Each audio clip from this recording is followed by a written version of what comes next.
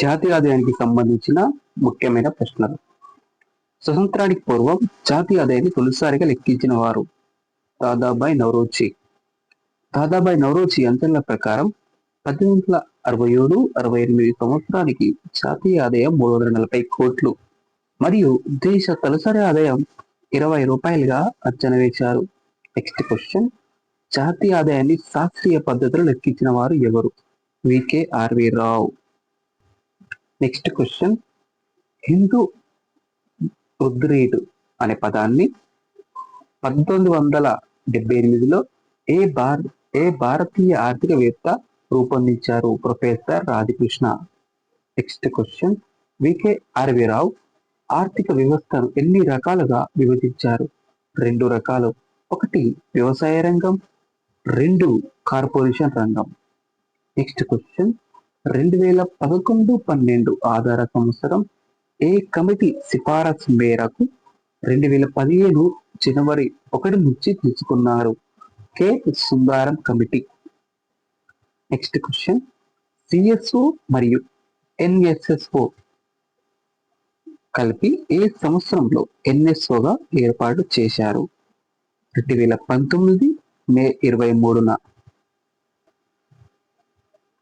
వ్యయ మదింపు పద్ధతిని భారతదేశంలో ఏ రంగంలో ఉపయోగించడం జరుగుతుంది? గ్రామీణ నిర్మాణ రంగం. ఇవి చాలా ఇంపార్టెంట్.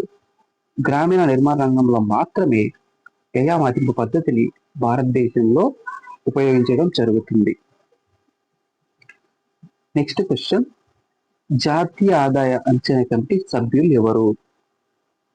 డాక్టర్ వికే.ఆర్వి రావు మరియు డిఆర్ గాడ్గిల్. వీరిద్దరు కూడా జాతీయ ఆదాయ అంచనా కమిటీలో సభ్యులు. అయితే ఈ యొక్క జాతీయ ఆదాయ అంచనా కమిటీకి అధ్యక్షులు ఎవరు అన్నప్పుడు సి మహలనోబిస్. ఇది చాలా ఇంపార్టెంట్ క్వశ్చన్. గత గ్రూప్ 2 ఎగ్జామ్స్ లో కూడా ఈ క్వశ్చన్ ను డైరెక్ట్ గా అడగడం జరిగింది. అయితే ఈ జాతీయ ఆదాయ అంచనా కమిటీ ఎప్పుడు ఏర్పాటైందంటే 1949 ఆగస్టు 4న ఏర్పాటు అయింది.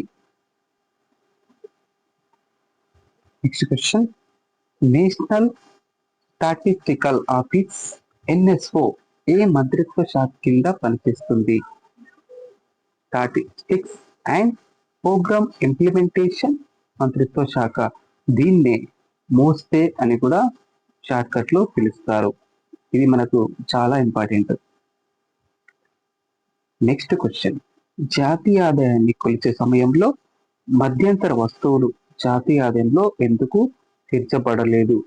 అంటే డబుల్ కౌంటింగ్ నివారించడానికి జాతీయ ఆదాయంలో మధ్యంతర వస్తువులను చేర్చరు